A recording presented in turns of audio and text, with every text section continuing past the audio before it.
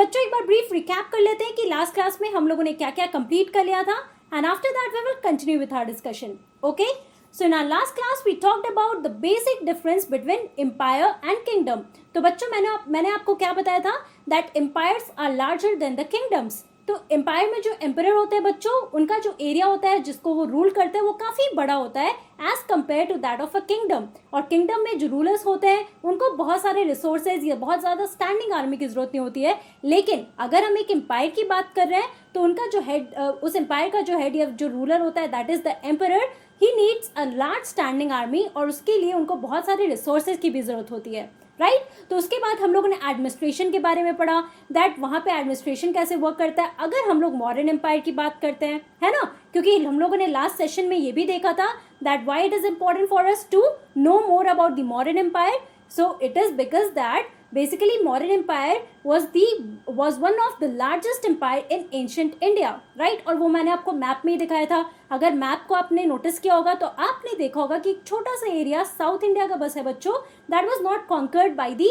Modern empire, by the modern rulers. लेकिन उसके अलावा चाहे आप नॉर्थ की बात कर लो, वेस्टर्न पार्ट की बात कर लो या ईस्टर्न पार्ट की बात कर लो, पूरा एरिया जो है बच्चों वो मॉडर्न एम्पायर के अंडर था, है ना. तो हम लोगों ने देखा कि एडमिनिस्ट्रेशन किस तरीके से वर्क करता है. तो विलेजेस या सिटीज में जो भी लोग रहते थे, चाहे वो फार्मर्स हो, हर्डर्स हो, ट्रेडर्स हो, सबको टैक्स पे करना पड़ता था, राइट. और उसके अलावा बहुत सारे मिनिस्टर्स हुआ करते थे who were basically responsible for collecting these taxes. और मैसेंजर्स और स्पाइस भी हुआ करते थे जो इन ऑफिशियल्स को देखते थे कि वो सही तरीके से लॉ एंड ऑर्डर मेंटेन कर रहे हैं, ऑल्सो वो टाइम पे टैक्स कलेक्ट कर रहे हैं, है ना. और उसके बाद हम लोगों ने क्या देखा, दैट बेसिकली बहुत सारे ट्रेड रूट्स हुआ करते थे.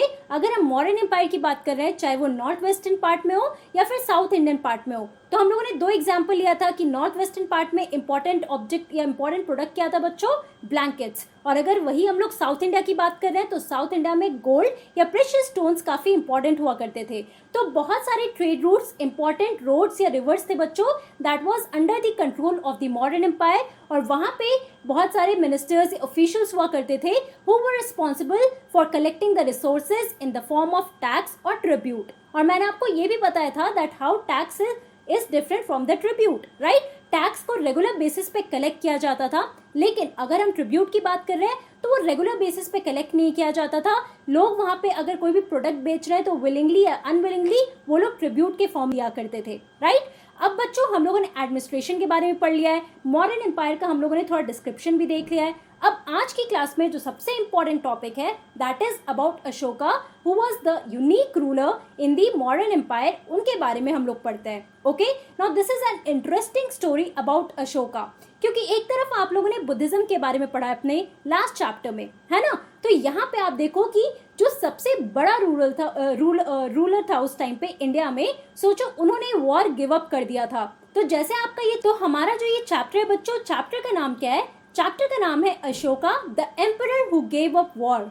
तो आपको ये पता होना चाहिए कि अगर हम किसी एम्पायर की बात कर रहे हैं तो वो एम्पायर या किंगडम पावरफुल कैसे होता है. सो ऑब्वियसली अगर मॉडर्न एम्पायर का एग्जाम्पल ले या फिर उसके अलावा जो आप आगे के चैप्टर्स में पढ़ोगे अबाउट द गुप्ता एम्पायर, तो ये सारे एम्पायर्स पावरफुल कैसे होते हैं. तो ये जितने भी रूलर्स होते हैं बच्चों, जितने भी एम्पायर्स होते हैं, जितना ज़्यादा वो अपने एरिया को एक्सपैंड करते हैं, जितना टेरिटरी वो अपने एम्पायर में लाते हैं, ऑब्वियसली वो उतना ज़्यादा पावरफुल होते जाते हैं, है ना. और वो करने के लिए उनको क्या करना पड़ता है, they have to wage war, right. Different kingdoms को अगर उनको कॉन्कर करना है तो उसके लिए उनको लड़ाई लड़नी पड़ती है, बैटल फील्ड में जाना पड़ता है.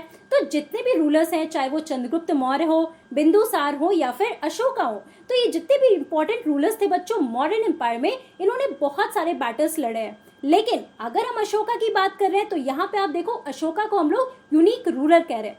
और हम लोग इनको यूनिक रूलर क्यों कह रहे हैं, basically because he gave a war. इन्होंने एक वॉर जीता, that is the Kalinga war, okay. और वो हमारे एंशिएंट इंडिया में बहुत ही फेमस वॉर है. लेकिन after the war his whole mind, his whole body, his whole mind and his whole soul changed. और उसके बाद उन्होंने क्या डिसाइड किया, he decided to give up war, okay, completely. और उन्होंने बुद्धिज्म को अडॉप्ट किया, जिसके बारे में आप लोगों ने अपने प्रीवियस चैप्टर में पढ़ा है. तो ये पूरे स्टोरी को हम लोग यहाँ पे समझने की कोशिश करते हैं, and we will try to understand that how Ashoka is an unique ruler here. So the most important और the most famous modern ruler was Ashoka, okay. अब हम लोग ये देखते हैं कि why was Ashoka the most famous Mauryan king or the Mauryan ruler here. Okay, so Ashoka was the third ruler of the illustrious Mauryan dynasty and was one of the most powerful kings of the Indian subcontinent in the ancient times. तो बच्चों अशोका कौन थे? तो आप लोगों ने देखा that the founder of modern dynasty was Chandragupta Maurya and he was succeeded by his son Bindusara. Okay, और Bindusara was succeeded by his son Ashoka. तो हम लोग क्या कह सकते हैं यहाँ पे that Ashoka was the third ruler of the illustrious Mauryan dynasty. Okay, and also he was one of the most powerful kings of the Indian subcontinent in the ancient times. अगर हम लोग पूरे Indian subcontinent में देखें बच्चों, so he was one of the most powerful king in the ancient times. Okay, and also the unique ruler. तो यहाँ पे आप देखो, this is the picture showing Ashoka here, the king Ashoka here. Okay, now his reign between 273 BC and 232 BC was one of the most prosperous periods in the history of India. तो कब से कब तक अशोका ने rule किया है बच्चों, वो हम लोग देखते हैं. सो कौन से टाइम में आप देखो तो 273 BC से लेके 232 BC तक अशोका ने रूल किया है. ओके, ये उनका टाइमलाइन है. Now it was one of the most prosperous periods in the history of India, क्योंकि इस टाइम पे एडमिनिस्ट्रेशन काफ़ी अच्छे से वर्क कर रहा था और अशोका ने ऑलमोस्ट पूरे इंडिया को कॉन्कर कर लिया था. And also he was one of the most powerful kings in the ancient times. Right, इसीलिए जो पीरियड है बच्चों जिसमें अशोका ने रूल किया है, it is the most prosperous period of the Indian history. अब यहाँ पे आप मैप में देख सकते हो. मैप में आप क्या देखोगे बच्चों कि ये पहले आप देखो ये पूरा रीजन जो था बच्चों चंद्रगुप्त मौर्य ने कॉन्कर किया था. उसके नीचे थोड़ा सा आप आओ तो ये बिंदुसार ने थोड़ा बहुत एरिया कॉन्कर किया था. लेकिन आप उसके अलावा ये जो लाइट रीजन है बच्चों, यहाँ पे आप देखोगे तो ये पूरा रीजन अशोका ने कॉन्कर किया था. अब आप धीरे धीरे देख सकते हो कि छोटा एम्पायर था, धीरे धीरे कैसे ये पूरा बड़ा एम्पायर हो गया है ना. Also he was the first ruler who tried to take his message to the people through inscriptions. तो बच्चों ये हम लोग आगे के सेशन में देखेंगे कि कलिंगा वॉर के बाद पूरा ट्रांसफॉर्मेशन हो गया था in the life of ruler Ashoka और द किंग अशोका. और उन्होंने क्या किया, उन्होंने अपना जो ये मैसेज था जो उन्होंने कलिंगा वॉर से सीखा था, he tried to send this message to the people through the inscriptions. और इंस्क्रिप्शंस के बारे में आप लोगों ने फर्स्ट चैप्टर में ही पढ़ा है. इंस्क्रिप्शंस क्या होता है बच्चों? So inscriptions are the way in which basically जो भी आपके इंपॉर्टेंट चीज होती है, इंपॉर्टेंट मैसेज होता है, वो that is carved on the stones. Right, और यही हम लोग देखने वाले हैं कि किस तरीके से ये इंस्क्रिप्शंस को कार्व किया गया था during the time of Ashoka, and also how he spread this message of humanity or the moral values among the people who were in his kingdom or in his dynasty. तो ये important point है जो आपको याद रखना होगा. यहाँ पे आप मैप में देख सकते हो कि ये पूरा रीजन नॉर्थ वेस्टर्न पार्ट हो या फिर आपका सेंट्रल पार्ट हो या सर्दर्न पार्ट हो, दिस ऑलमोस्ट ये सर्दर्न पार्ट भी मौर्य डायनेस्टी या मौर्य एम्पायर के अंडर था, है ना. अब बच्चों हम लोग देखते हैं Ashoka's war in Kalinga. Okay, तो ये कलिंगा कौन सा एरिया है ये पहले हम लोग समझने की कोशिश करते हैं, है ना. So Kalinga is the ancient name of coastal Orissa. तो आज के डेट में अगर आप ये इंडिया का मैप देखोगे तो आप उड़ीसा का रीजन देखोगे तो ये पूरा आपका उड़ीसा का रीजन है ना. तो Kalinga is the ancient name of the coastal Orissa. Okay, ये जो कोस्टल रीजन है बच्चों, ये पुराने टाइम पे कलिंगा बोला जाता था इसे. Okay, now Ashoka fought a war to conquer Kalinga. तो आप देखो जिस तरीके से बाकी एरियाज को कॉन्कर किया गया था, छोटे छोटे किंगडम्स को कॉन्कर किया गया था, उसी तरीके से कलिंगा को कॉन्कर करने के लिए again Ashoka he fought a war. Right, अब हम देखते हैं कि किस तरीके से कलिंगा वॉर ने पूरा ट्रांसफॉर्म कर दिया था अशोका के लाइफ को. Now Kalinga war, Ashoka launched an assault to conquer Kalinga during 265 BC. Again आपके लिए इंपॉर्टेंट है ये डेट याद रखना कि कलिंगा वॉर कब शुरू हुआ था. So he launched an assault again, he waged a war to conquer this Kalinga region, and the Battle of Kalinga became a turning point in his life. और ये Battle of Kalinga जो था बच्चों, it became a turning point in his life. और यही हम लोग देखने वाले एक टाइम पे जो सबसे मोस्ट पावरफुल और मोस्ट फेरोशियस किंग हुआ करते थे, वो किस तरीके से उन्होंने पूरा वॉर गिव अप कर दिया था. Okay, so Ashoka personally led the conquest and secured victory. अब आप देखो कि इन्होंने कॉन्क्वेस्ट में ही was the one who was leading the conquest. Okay, अभी आपका पिक्चर है बच्चों that is showing the Kalinga war.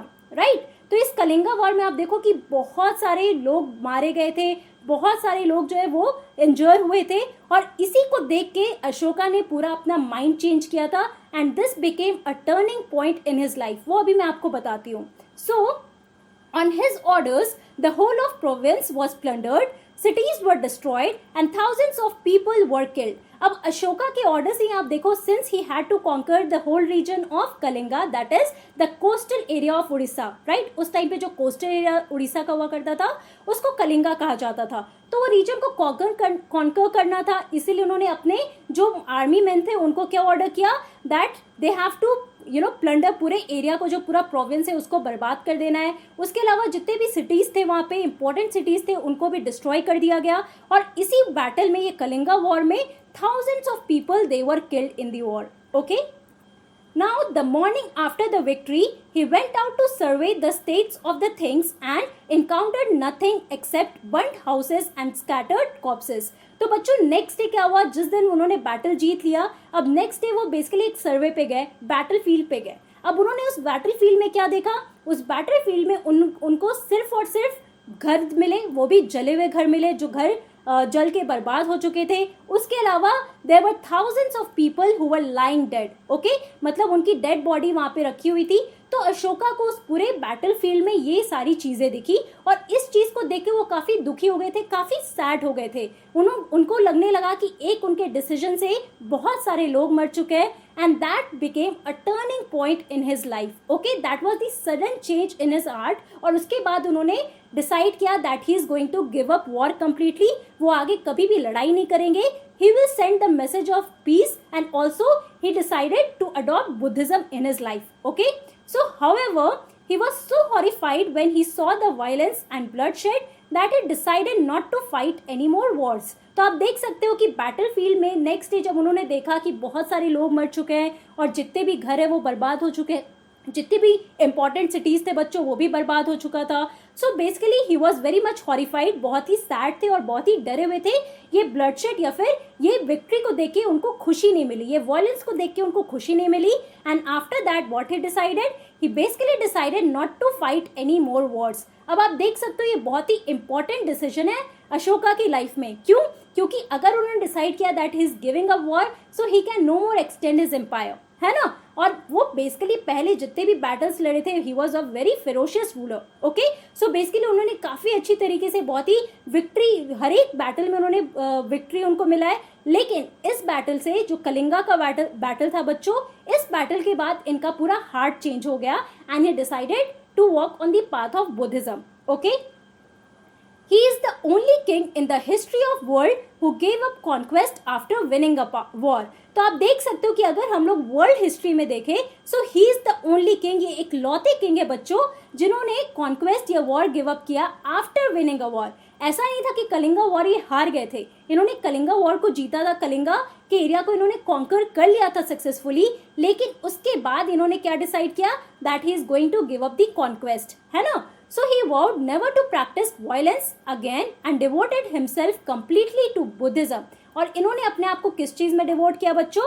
He adopted Buddhism. Basically इन्होंने अपने आप को completely डिवोट किया बुद्धिज्म की तरफ और इन्होंने वाव लिया, इन्होंने प्रॉमिस किया खुद से that he is not going to practice violence कभी any time in his life. Okay, तो ये बहुत ही इंपॉर्टेंट डिसीजन था बच्चों अशोका की लाइफ में। ओके, आप देख सकते हो किस तरीके से कलिंगा वॉर ने पूरे उनके लाइफ को अपसाइड डाउन टर्न कर दिया था, है ना। इसीलिए हम लोग अशोका को यूनिक रूलर कहते हैं। क्यों? क्योंकि पूरे वर्ल्ड हिस्ट्री में आपको ऐसा कोई और किंग या फिर कोई और एम्परर नहीं मिलेगा बच्चों who gave up a war और who gave up conquest, right, and also after winning a war. लेकिन यहाँ पे हम लोग अशोका के बारे में देखते हैं that he was one of the most powerful kings in the ancient times, but somehow after the Kalinga war he gave up the conquest. He decided that he is not going to practice violence any time in his life and also he devoted completely to Buddhism, right. अब बच्चों next class में हम लोग देखने वाले हैं कि उसके बाद क्या होता है कि कलिंगा वॉर के बाद सिंस उन्होंने बुद्धिज्म अडॉप्ट किया तो कौन कौन से नए पॉलिसीज थे बच्चों जो उन्होंने अडॉप्ट किए, उन्होंने बनाए, नए प्रिंसिपल्स बनाए अपने लाइफ में। तो वो बेसिक जो पॉलिसी होता है बच्चों, उसको हम लोग धमा कहते हैं. Okay, and that is famously known as Ashoka's dhamma, जिसके बारे में हम लोग अपने नेक्स्ट क्लास में डिस्कस करेंगे. राइट, तो ये इंपॉर्टेंट पॉइंट है, एक अच्छी कहानी, एक इंटरेस्टिंग पॉइंट है जो आपको याद रखना चाहिए while we are talking about the modern empire here. Okay, तो अब नेक्स्ट क्लास में हम लोग अशोकास धमा के बारे में पढ़ने वाले हैं, the policy of dhamma. So that's all for today. Thank you very much. Have a nice day.